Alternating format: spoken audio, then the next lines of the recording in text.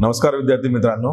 ठीक आहे, आज दिनांक 4 जून 2023 रोजी झालेल्या राज्यसेवा पूर्व परीक्षेमध्ये ठीक आहे भारतीय अर्थव्यवस्थेबद्दल आपण या ठिकाणी जे काही प्रश्न आले होते या प्रश्नांवर आपण या ठिकाणी चर्चा करणार आहोत. तर सर्वप्रथम आय होप सो की सर्व विद्यार्थ्यांना पेपर व्यवस्थित गेला असेल. ठीक आहे, आता भारतीय अर्थव्यवस्थेबद्दल यावर्षी आयोगाने ज्या प्रमाणामध्ये प्रश्न विचारलेले आहेत तर जनरली प्रश्नांची संख्या जर आम्ही कोर इकॉनॉमिक्स बघितलं तर प्रश्नांची संख्या ही या ठिकाणी 15 आहे आणि जर त्या ठिकाणी करंट वगैरे ऍड केले तर करंट ओरिएंटेड 3 ते 4 प्रश्न या ठिकाणी आलेले आहेत. बरोबर, ठीक आहे. ॲज युजल पुन्हा एकदा ज्या काही गव्हर्नमेंट स्कीम्स आहेत गव्हर्नमेंट स्कीम्सवर पण या ठिकाणी बरेच प्रश्न आलेले आहेत. बरोबर, ठीक आहे. प्रश्नांचं जर स्वरूप बघितलं तर फॅक्च्युअल डेटा जो आहे किंवा या ठिकाणी जे तथ्य आधारित प्रश्न आहे त्यांची संख्या ह्या प्रश्नपत्रिकेमध्ये काही प्रमाणामध्ये कमी गेली आपण असं म्हणू शकतो. आणि दुसरी मेजर गोष्ट म्हणजे जी या प्रश्नपत्रिकांमध्ये किंवा या भारतीय अर्थव्यवस्थेच्या प्रश्नांमध्ये आढळून येते ती म्हणजे की जे कन्सेप्ट ओरिएंटेड क्वेश्चन्स आहेत, ठीक आहे, की ज्याला आपण म्हणतो की डेप्थ अनालिसिस, ठीक आहे, तर त्याच्यावर यावेळी आयोगाने थोड्याफार प्रमाणामध्ये भर दिलेला आहे. ठीक आहे, आणि जी एक प्रकारामध्ये आपण असं म्हणू की बाबा थोडंसं फॅक्च्युअल टू अनालिसिस, ठीक आहे, या प्रकारामध्ये काय म्हणतात की प्रश्नांचा प्रवास या ठिकाणी आपल्याला दिसून येतो. बरोबर, त्यामुळे आता वेळ न घेता आपण या ठिकाणी डायरेक्टली प्रश्नांमध्ये हात घालू. बरोबर, तर या ठिकाणी जो क्वेश्चन आहे, ठीक आहे, की 46 नंबरचा या ठिकाणी जी व्हॉट यू से जो क्वेश्चन सेट आहे त्यामध्ये त्यांनी असं विचारलंय की खालीलपैकी कोणते प्रमुख धोरणात्मक हस्तक्षेप, ठीक आहे, हे भारतातील भूसुधारणाचा या ठिकाणी भाग होत आहे. बरोबर, ठीक आहे, याचा अर्थ they are talking about land reforms. बरोबर, ठीक आहे. आणि जर बघायला गेलं तर लँड रिफॉर्म्स हा काय म्हणतात की मुख्य परीक्षेमध्ये हा टॉपिक या ठिकाणी ऑलरेडी आहे. बरोबर, ठीक आहे. त्यामुळं ह्याच्यामध्ये काही नवीन नाही आहे, म्हणजे असं म्हणता येणार नाही की बाबा हा टॉपिक जो आहे तो पूर्णपणे नवीन आहे. तर याचं जर आम्ही या ठिकाणी जर बघितलं तर लँड रिफॉर्म्स या ठिकाणी आम्हाला दोन प्रकारांमध्ये बघता येतील. ठीक आहे, जसं ब्रिटिशांनी ज्या प्रमाणामध्ये या ठिकाणी व्हॉट यू से की जे लँड रेव्हेन्यू रिफॉर्म सुरू केले होते ब्रिटिश कालावधीमध्ये, ज्यामध्ये त्यांनी जमीनदारी, महालवारी आणि रयतवारी, ठीक आहे, हे 3 ज्या काही महसुलाच्या पद्धती आहेत त्या या ठिकाणी सुरू केल्या होत्या. पण ह्या ज्या पद्धती आहेत या पद्धती भारतीय कृषी व्यवस्थेमध्ये मोठ्या प्रमाणामध्ये इन्व्हेस्टमेंट करण्यामध्ये या ठिकाणी अपयशी ठरल्या. आणि त्यामुळे काय झालं की बाबा जो शेतकरी वर्ग होता, ठीक आहे, या शेतकरी वर्गाचं मोठ्या प्रमाणामध्ये शोषण व्हायला लागलं. ठीक आहे, सायमल्टेनियसली जे जमीनदार आहेत, ठीक आहे, त्यांच्या नावावर मोठ्या प्रमाणामध्ये या ठिकाणी जमिनी त्या कालावधीमध्ये होत्या. बरोबर, ठीक आहे. आणि त्याचबरोबर या ब्रिटिश कालावधीमध्ये याच्यामध्ये मोठ्या प्रमाणामध्ये जे काही इंटरमिडिएट्स आहेत, जे मध्यस्थी आहेत, त्या मध्यस्थांची पण संख्या या ठिकाणी मोठ्या प्रमाणामध्ये वाढली होती. ठीक आहे, त्यामुळं 1947 मध्ये जेव्हा भारताला स्वातंत्र्य मिळाला, ठीक आहे, तेव्हा या ठिकाणी जे काही पॉलिसी मेकर्स होते त्यांच्याकडे सर्वात मोठा एरिया होता की बाबा आपल्याला आफ्टर इंडिपेंडन्स आपल्याला या ठिकाणी ही जी काही ब्रिटिशकालीन शोषित व्यवस्था आहे याला आपल्याला या ठिकाणी चेंज करायचं. आणि यासाठी भारत सरकारने, ठीक आहे, 47 नंतर या ठिकाणी जे कुमारप्पन, ठीक आहे, समितीची स्थापना केली आणि या समितीने दिलेल्या शिफारसीच्या आधारावर स्वतंत्र भारतामध्ये या ठिकाणी लँड रिफॉर्म्स या ठिकाणी सुरू झाले. मग हे जे लँड रिफॉर्म्स सुरू झाले, ठीक आहे, याच्यामध्ये ऍज पर कमिटी रेकमेंडेशन, ठीक आहे, जे काही मध्यस्थी होते, जे काही इंटरमिडिएट्स होते, जसं आपण आता बघितलं, तर या मध्यस्थांचं निर्मूलन करणं. बरोबर, ठीक आहे. त्यानंतर जी या ठिकाणी कूळ पद्धती होती, बरोबर, ठीक आहे, या कूळ पद्धतीमध्ये सुधारणा करणं आणि जे काही शेतकरी त्या ठिकाणी वर्षानुवर्ष त्या ठिकाणी राबतायत त्यांच्या नावावर या ठिकाणी जमिनी करणं. ठीक आहे, त्यानंतर जी काही लँड होल्डिंग कॅपॅसिटी आहे, जी जमीन धारणा आहे त्याच्यावर एक मर्यादा निश्चित करणं आणि जे भूधारक आहेत, ठीक आहे, या सर्वांचं या ठिकाणी एकत्रीकरण करणं, कन्सॉलिडेशन करणं, हे 4ही पर्याय त्यांनी या ठिकाणी लँड रिफॉर्म्स मध्ये दिले होते. आणि ही जेव्हा भारतामध्ये लँड रिफॉर्म सुरू केलं गेलं तेव्हा हे चौघच्या चौघ किंवा ह्या चारही पद्धती किंवा मी असं म्हणेन की हे चारही ऑप्शन्स ठीक आहे त्यामध्ये इन्क्लूड केले होते. म्हणून हा जो 46 नंबरचा प्रश्न आहे याचं उत्तर या ठिकाणी 4 येईल, म्हणजे तो म्हणजे वरीलपैकी सर्व. ठीक आहे. त्यानंतरचा जो प्रश्न आहे की अन्नपूर्णा योजना ठीक आहे जी भारत सरकारची या ठिकाणी स्कीम आहे, तर याचे लाभार्थी कोण आहेत? बरोबर. ठीक आहे.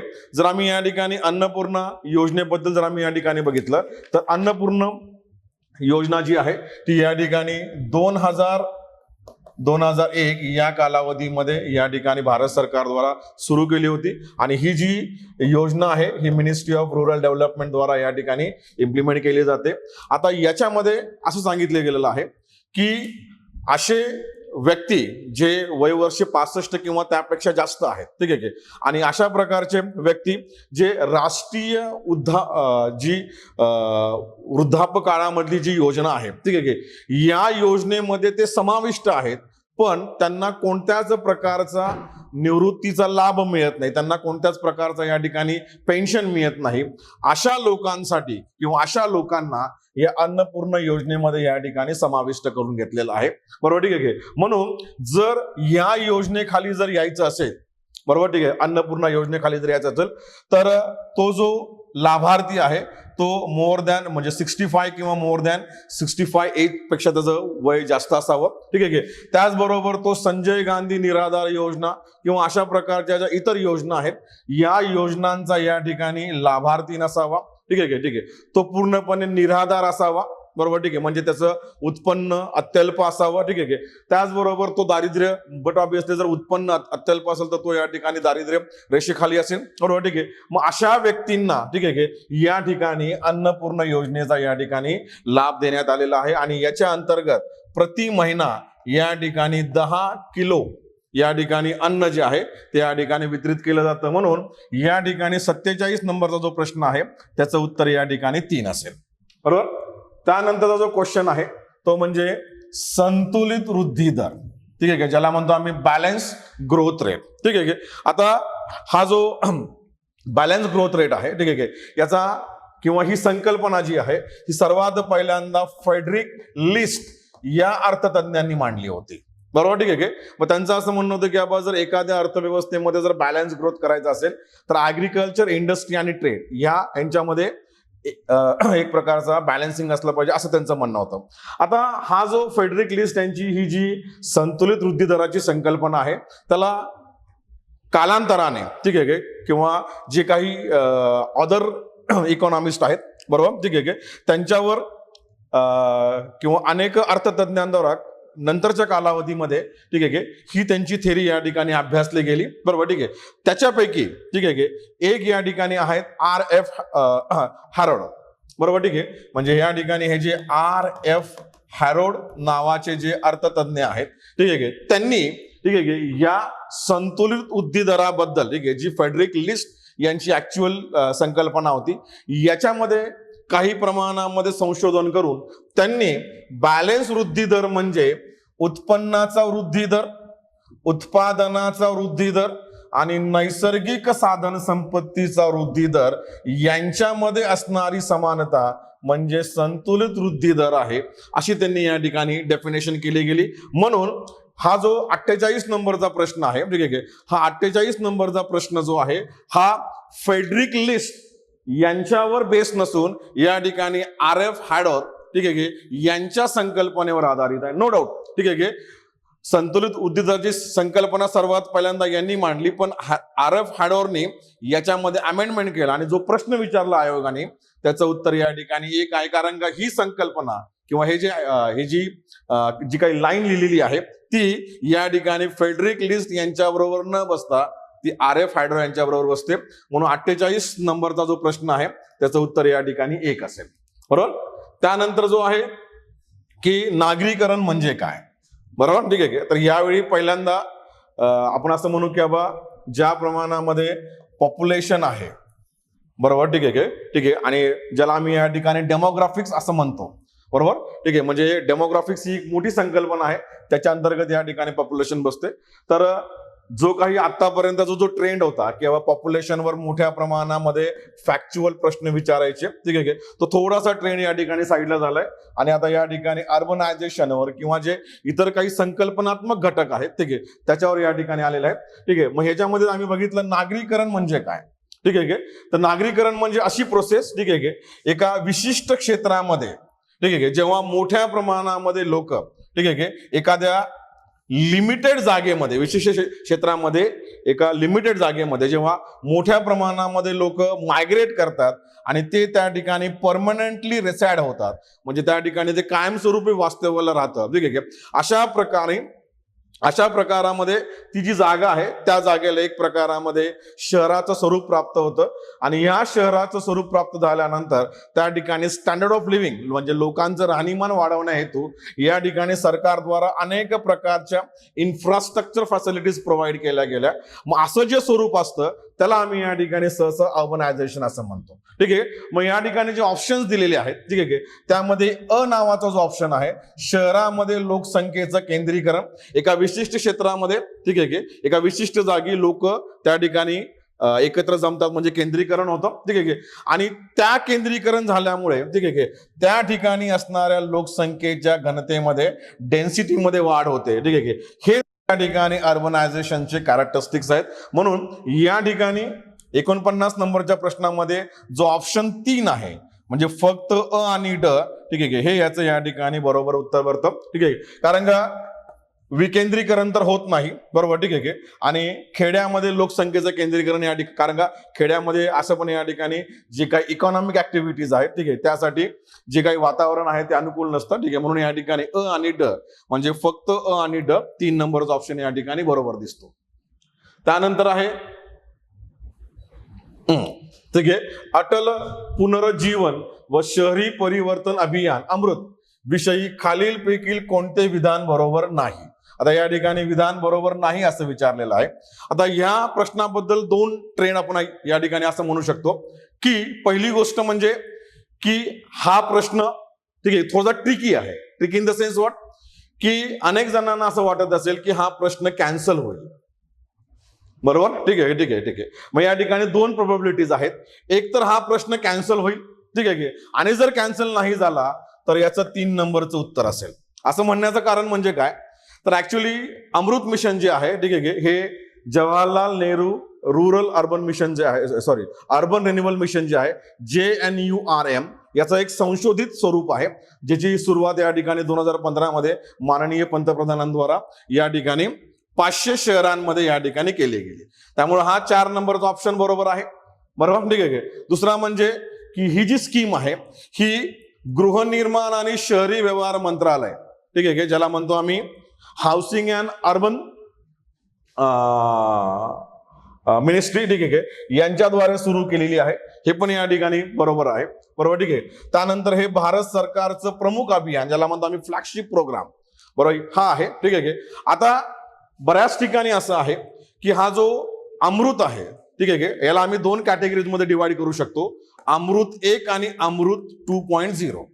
आता हा जो अमृत 1 आहे याच्यामध्ये ह्याच्यामध्ये नो डाऊट, ठीक आहे, पाण्याच्या पुरवठ्याची जी आव्हानं आहेत, बरोबर, ठीक आहे, याला सोडवण्याचं या ठिकाणी काम केलं गेलं होतं. पण याच्याबरोबर अनेक कंपोनंट्स आहेत, ठीक आहे, ज्यामध्ये शहरी क्षेत्रामध्ये जे इन्फ्रास्ट्रक्चर स्टेटस आहे, बरोबर, ठीक आहे, ज्याला आम्ही या ठिकाणी असं म्हणतो की बाबा जी त्यांची कॅपॅसिटी जनरेटिंग व्हॉट यू से, आपण असं म्हणू की बाबा त्या ठिकाणी जे काही शहरी वाहतूक व्यवस्था आहे, बरोबर, ठीक आहे, याच्यामध्ये सुधार करण्याचा या ठिकाणी दृष्टिकोन ठेवला गेलेला आहे. ठीक आहे, त्याचबरोबर त्या ठिकाणी जे ग्रीन एन्व्हायरमेंट आहे ज्याला म्हणू आम्ही की पार्क वगैरे, ठीक आहे, याच्यामध्ये या ठिकाणी एक प्रकारामध्ये संतुलन ठेवण्याचा प्रयत्न केला गेलेला आहे, बरोबर, ठीक आहे. त्याचबरोबर ज्याला म्हणतो की शहरी भागांचं जे क्षमता वर्धन आहे, ठीक आहे, बिल्डिंग कॅपॅसिटी या ठिकाणी वाढवण्याचा या ठिकाणी प्रयत्न केला होता. ठीक आहे, त्यामुळं अमृत 1 मध्ये अनेक प्रकारचे कंपोनंट्स आहेत, बरोबर, ठीक आहे. त्यापैकी एक कंपोनंट तुमचा पाण्याचा पुरवठ्याबद्दल आहे.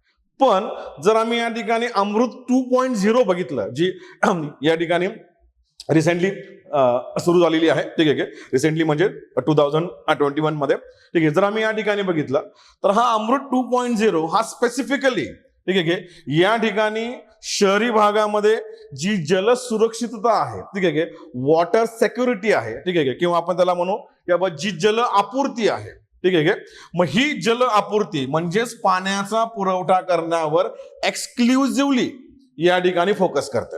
बरोबर, ठीक आहे, ठीक आहे. म्हणजे अमृत 1 मध्ये जर बघायला गेलो तर आम्ही या ठिकाणी पाण्याच्या पुरवठ्याबरोबर जे काही सांडपाणी आहे, ठीक आहे, याची जी व्यवस्था आहे ती भक्कम करण्यावर या ठिकाणी भर होता.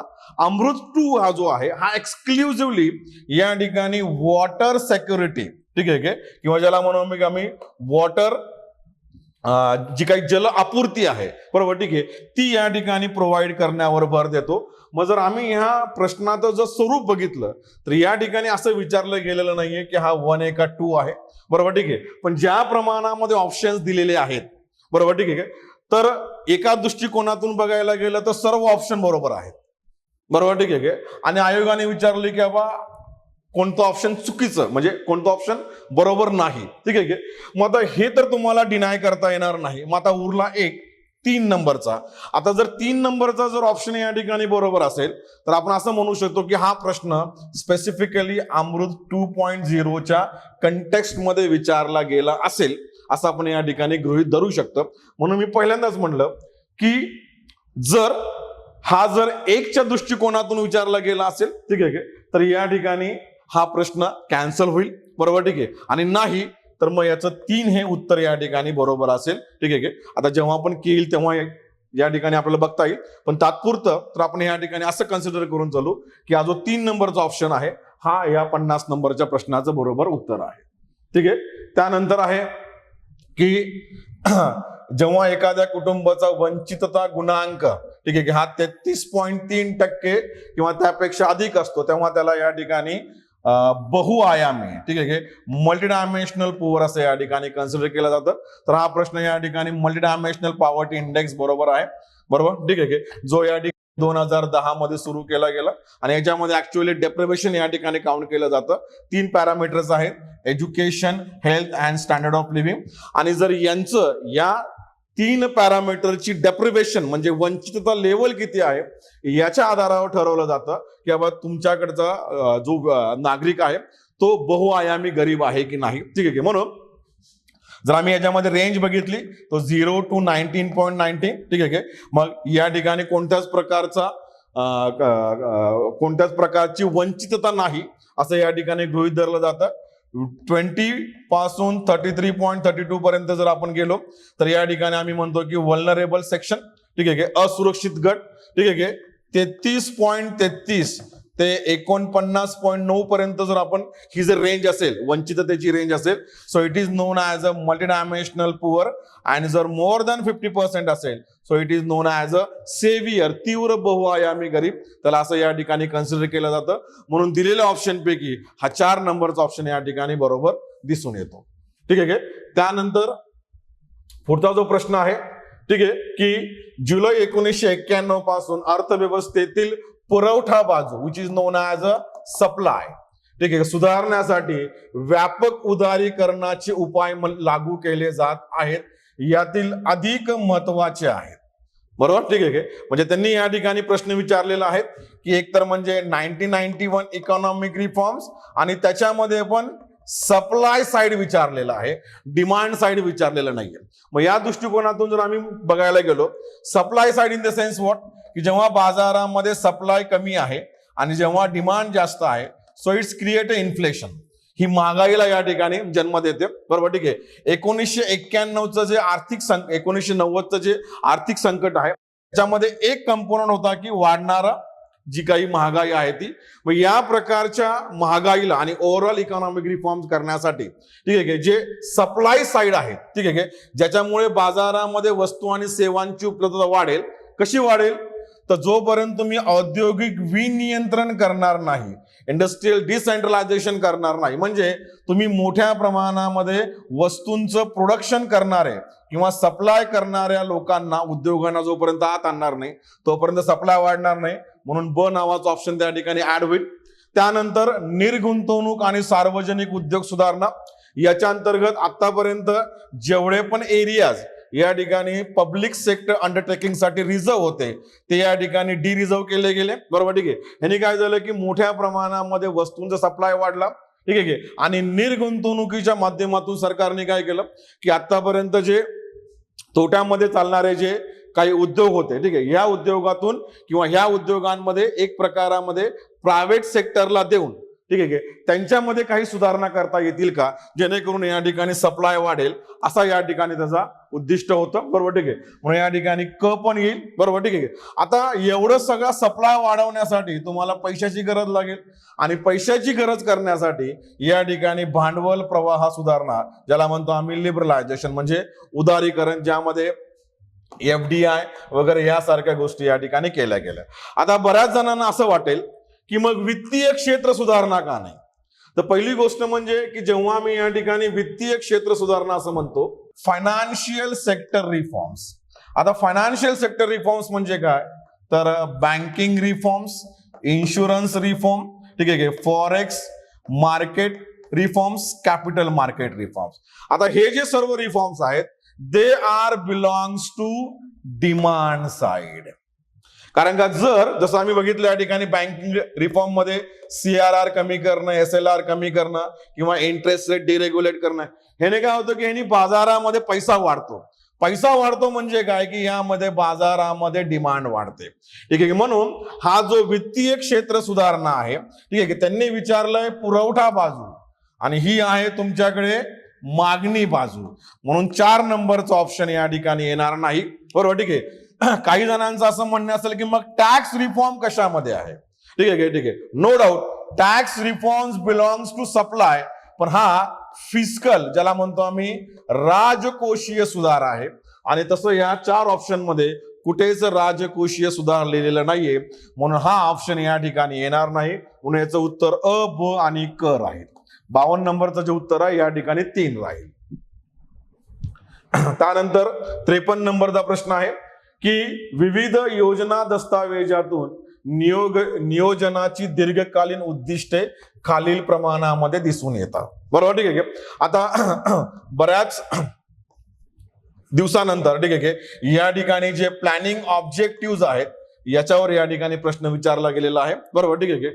आणि तुम्ही जेव्हा इकॉनॉमिक प्लॅनिंग करता, बरोबर, ठीक आहे, तेव्हा तुम्हाला ही उद्दिष्ट तुमच्या डोळ्याखालून असणं गरजेचं आहे. त्यामुळे प्रश्न असा काही फार अवघड नव्हता, ठीक आहे. जसं आर्थिक वृद्धी हे भारतीय नियोजनाचं सर्वोच्च उद्दिष्ट आहे, बरोबर, ठीक आहे. त्यानंतर आत्मनिर्भरता, ज्याला म्हणतो आम्ही या ठिकाणी सेल्फ रिलायन्स, ठीक आहे. त्यानंतर बेकारी निर्मूलन, ठीक आहे, हे कशाच्या माध्यमातून, तर मोठ्या प्रमाणामध्ये जे काही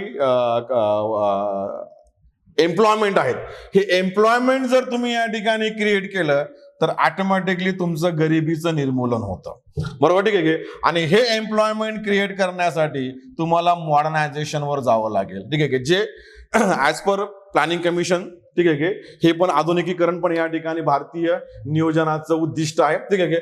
त्याचबरोबर समाजवादी समाज आहे, बरोबर, ठीक आहे. मग या समाजवादी समाजामध्ये उत्पन्न विषमता घट पाहिजे आणि आय थिंक कॉन्स्टिट्यूशन मध्ये पण या ठिकाणी दिलेलं आहे DPSP मध्ये, बरोबर, ठीक आहे. त्यामुळे उत्पन्न विषमता घट या ठिकाणी केले, बरोबर, ठीक आहे. तर ही जनरलाइज मध्ये, ठीक आहे, जेव्हा पहिल्या प्लॅनिंगचा जेव्हा ड्राफ्ट समोर आला तेव्हा ही नियोजन आयोगाने ही वरची जी 3 आहेत ती या ठिकाणी दिलेली आहेत. आता या ठिकाणी प्रश्न असा विचारलेला आहे, बरोबर, ठीक आहे, की विविध योजना दस्तावेजातून, बरोबर, ठीक आहे, जर त्यांनी असं विचारलं असतं की भारतीय नियोजनाची उद्दिष्ट दीर्घकालीन उद्दिष्ट कोणती, ठीक आहे, ठीक आहे, पण असं न विचारता विविध योजना दस्तावेजातून म्हणजे 1 to 12, आणि जर आम्ही 12वी योजना जर बघितली तर 12व्या योजनेचं समावेशक आणि शाश्वत वृद्धी होतं. म्हणून हा जो प्रश्न आहे या प्रश्नाचं उत्तर या ठिकाणी 4 राहील, बरोबर, ठीक आहे. त्यानंतरचा प्रश्न आहे तुमचा योजना निर्मिती आणि यशासाठी पुढील बाबींची गरज पडते, बरोबर. तर आम्ही या ठिकाणी असं सांगतो की कोणतंही प्लॅनिंग असेल, मग तुमचं ते एज्युकेशनल प्लॅनिंग असेल किंवा व्हॉट एव्हर, ठीक आहे, तर सर्वात पहिल्यांदा तुम्हाला जे काही रिसोर्सेस आहेत, ठीक आहे ते रिसोर्सेस तुम्हाला या ठिकाणी ऑर्गनाइज करावे लागतील. त्याला म्हणतो आम्ही ऑर्गनायझिंग रिसोर्सेस. बरोबर आहे की. आता रिसोर्सेस ऑर्गनायझिंग करायचं म्हणणं म्हणजे काय, तर पहिली गोष्ट म्हणजे की तुमच्याकडे किती रिसोर्सेस उपलब्ध आहे याचा तुम्हाला माहिती पाहिजे. म्हणजे तुमच्याकडे या ठिकाणी आकडेवारी पाहिजे. बरोबर, ठीक आहे. जर काही कमी असेल तर नंतरच्या कालावधीमध्ये तुम्ही संकलन करू शकता. ठीक आहे बरोबर, ठीक आहे. तर पहिला पार्ट आहे की बाबा रिसोर्सेस ऑर्गनायझेशन. त्यानंतर आहे ऑब्जेक्टिव्ह. ठीक आहे तुम्हाला काही ऑब्जेक्टिव्ह डिसाईड करावे लागतील. त्यांची तुम्हाला एक प्रमाणामध्ये असं की त्या ठिकाणी प्रायोरिटी द्यावी लागेल. बरोबर, ठीक आहे. त्यानंतर तुम्हाला टाइम फ्रेम, म्हणजे तुम्हाला हे उद्दिष्ट किती वर्षांमध्ये किती दिवसांमध्ये प्राप्त करायचे ते तुम्हाला या ठिकाणी पुटअप करावं लागेल. बरोबर, ठीक आहे. त्यानंतर तुम्हाला हे इम्प्लिमेंट करावं लागेल. बरोबर, ठीक आहे. आणि इम्प्लिमेंट केल्यानंतर जसं जसं तुम्ही पुढे जाल तर तुम्हाला कुणाची तरी ऍडवाइस घ्यावं लागेल की तुम्ही इम्प्लिमेंट बरोबर करताय का. मग ही नियोजनाची बेसिक पायरी आहे. बरोबर, ठीक आहे. आणि सर्व जगांमध्ये हेच चालतं. मग आम्ही जर या ठिकाणी बघितलं तर या प्रकारचा प्लॅनिंगचा ड्राफ्ट तयार करण्यासाठी, रिसोर्सेस ऑर्गनाइज करण्यासाठी, त्यांची आकडेवारी माहीत करण्यासाठी आम्हाला या ठिकाणी एक सेंट्रल ऑथॉरिटी पाहिजे. म्हणजे आम्हाला या ठिकाणी एक नियोजन आयोग पाहिजे. बरोबर, ठीक आहे. म्हणजे नियोजन आयोग, आकडेवारी आणि उद्दिष्ट. बरोबर, ठीक आहे. त्यानंतर ऑब्जेक्टिव्ह आणि त्यांचा प्रायोरिटीज, त्यानंतर संसाधनांचं संकलन करायला पाहिजे. एक मोठी गोष्ट बघायला गेली तर आम्ही जर बघितलं तर नियोजन आयोगाकडं स्वतःची मशिनरी नाहीये. बरोबर, ठीक आहे. नियोजन आयोग, ठीक आहे, ज्या कालावधीमध्ये होता तो नियोजनाला इम्प्लिमेंट करण्यासाठी हा मुख्यतः सेंट्रल आणि स्टेटवर डिपेंड आहे. ठीक आहे. मग त्या ठिकाणी आम्ही असं म्हणतो की त्या ठिकाणी अभ्रष्ट आणि कार्यक्षम प्रशासनाची गरज आहे. बरोबर, ठीक आहे. ठीक आहे. आणि त्याचबरोबर ठीक आहे तुम्ही या ठिकाणी जी पॉलिसी तयार करता किंवा जो प्लॅन तयार करता, ज्याला तुम्ही नॅशनल डेव्हलपमेंट काउन्सिल कडून त्याला मान्यता करून घेता. ठीक आहे. म्हणजे तुम्हाला एक योग्य विकास या ठिकाणी धोरण पाहिजे. बरोबर, ठीक आहे. म्हणजे योजना निर्मिती आणि यशासाठी, बरोबर, ठीक आहे, या ठिकाणी अ, ब आणि क हे 3 ऑप्शन्स पाहिजे. म्हणून या ठिकाणी 3 नंबरचा ऑप्शन या ठिकाणी हे दिसतो. बरोबर, ठीक आहे. 4 नंबरचा ऑप्शन या ठिकाणी ऍड होत नाही, म्हणून हे उत्तर येणार नाही. म्हणून 54 नंबरचं उत्तर अ, ब आणि क असेल. त्यानंतरचा प्रश्न आहे की एखादा देश गरीब असतो कारण तो गरीब असतो. तर it is a famous statement, ठीक आहे, ऑफ रॅग्नर नक्स, ज्यांचा जन्म या ठिकाणी एस्टोनियामध्ये झाला होता आणि त्यानंतर ते US मध्ये गेले. बरोबर, ठीक आहे. आणि he is famous for his developmental theory. बरोबर, ठीक आहे. ठीक आहे. मग जसं बिग पुश थेरी आहे, एटसेट्रा एटसेट्रा. ठीक आहे. तर यांनी या ठिकाणी या प्रकारचं स्टेटमेंट केलेलं आहे. म्हणून 55 नंबरचं उत्तर या ठिकाणी 2 असेल. बरोबर, ठीक आहे. त्यानंतर नेक्स्ट आहे तुमचा संतुलित वृद्धी सिद्धांतानुसार. बरोबर. आता मगाशीच आपण बघितलं होता यावेळी बॅलन्स इकॉनॉमिक डेव्हलपमेंटवर या ठिकाणी 2 प्रश्न आलेले आहेत एकाच प्रश्नपत्रिकेमध्ये. बरोबर, ठीक आहे. म्हणून आपण या ठिकाणी असं म्हणू की जर एखाद्या राष्ट्राला जर संतुलित वृद्धी करायची असेल, ठीक आहे, तर अर्थव्यवस्थेमधील सर्व क्षेत्र, ठीक आहे, याचा अर्थ ऍग्रिकल्चर प्लस इंडस्ट्री. बरोबर, ठीक आहे. ठीक आहे. त्याचबरोबर कन्झम्पशन अँड एक्सपोर्ट. बरोबर, ठीक आहे. ठीक आहे. तर या क्षेत्रांमध्ये तुम्हाला बॅलन्स ग्रोथ पाहिजे. ठीक आहे. आता जर आम्ही या ठिकाणी बघितलं तर याच्यामध्ये इंडस्ट्री आणि ऍग्रिकल्चर आणि इंडस्ट्री दिलेली आहे. याच्यामध्ये उपभोग्य वस्तू आणि औद्योगिक वस्तू दिलेली आहेत. बरोबर, ठीक आहे. ठीक आहे. आता औद्योगिक वस्तू तयार करायच्या म्हटल्यानंतर तुम्हाला या ठिकाणी भांडवली वस्तू पण पाहिजेत. बरोबर, ठीक आहे. म्हणून या ठिकाणी हा जो 56 नंबरचा प्रश्न आहे, ठीक आहे, याचं उत्तर या ठिकाणी 3 म्हणजे फक्त ड. आता फक्त ड का आहे, कारण का अर्थव्यवस्थेतील सर्व क्षेत्र. बरोबर, ठीक आहे. आता या ठिकाणी प्रॉब्लेम असा आहे की हा जो सर्व क्षेत्र आहे या सर्व क्षेत्रांमध्ये वरील एरिया गृहीत धरला की नाही याच्याबद्दल या ठिकाणी कल्पना नाही. बरोबर, ठीक आहे. म्हणून या ठिकाणी जे उत्तर दिलेलं आहे मी या ठिकाणी फक्त ड दिलेलं आहे. ठीक आहे. मे बी जर वरील असं जर असेल किंवा जर वरचे जर पूर्णपणे एरियाज पकडले असतील तर डेफिनेटली याचं उत्तर ड पाहिजे. बरोबर, ठीक आहे. नाही तर मग आयोगाची जी की येईल त्या की मध्ये याच्या उत्तरामध्ये स्लाइटली चेंजेस होण्याची शक्यता या ठिकाणी नाकारता येत नाही. बरोबर, ठीक आहे. त्यानंतरचं आहे की शुम्पीटर. ठीक आहे. One of the most what you say famous theory. ठीक आहे. आता शुम्पीटर यांच्या मते बरोबर, ठीक आहे. आता मी सांगून टाकतो की बाबा ह्याचं उत्तर अ आणि ब या ठिकाणी असेल. बरोबर, ठीक आहे. का? कारण का त्यांचं असं म्हणणं आहे की विकास म्हणजे स्थितीशील स्थितीत खंडित आणि उत्स्फूर्त बदल. ठीक आहे. आता यांचं या ठिकाणी असं म्हणणं आहे की ही अर्थव्यवस्था आहे आणि या अर्थव्यवस्थेमध्ये सर्क्युलर फ्लो आहे, म्हणजे ती पूर्णपणे या ठिकाणी फिरत आहे. बरोबर, ठीक आहे. ठीक आहे. आता ही झाली स्टॅटिक. आता स्टॅटिक का? कारण का ते कंटिन्युअसली एकाच मार्गाने जात आहे. नो डाऊट ती डायनामिक आहे, पण ती स्टॅटिक आहे, सेम मार्ग आहे. जोपर्यंत याच्यामध्ये काही नवीन गोष्ट जाणार नाही तोपर्यंत ही या ठिकाणी खंडित होणार नाही, आणि खंडित झाली की मग ती एका नवीन एरियामध्ये त्या ठिकाणी एंट्री करेल. बरोबर, ठीक आहे. म्हणून ह्यांनी सांगितलेलं आहे की विकास म्हणजे काय, तर स्थितीशील स्थितीत, ठीक आहे, म्हणजे जी स्टेशनरी स्टेज आहे, ठीक आहे, जी एकाच वेगाने एकाच दिशेने कायमस्वरूपी जात आहे, याच्यामध्ये खंडित म्हणजे कोणत्याच प्रकारचा खंड न पकडता डिस्कंटिन्युअस आणि स्पॉन्टनियस म्हणजे उत्स्फूर्त झालेला बदल म्हणजे विकास. ठीक आहे, हे शुम्पीटर यांचं मत आहे.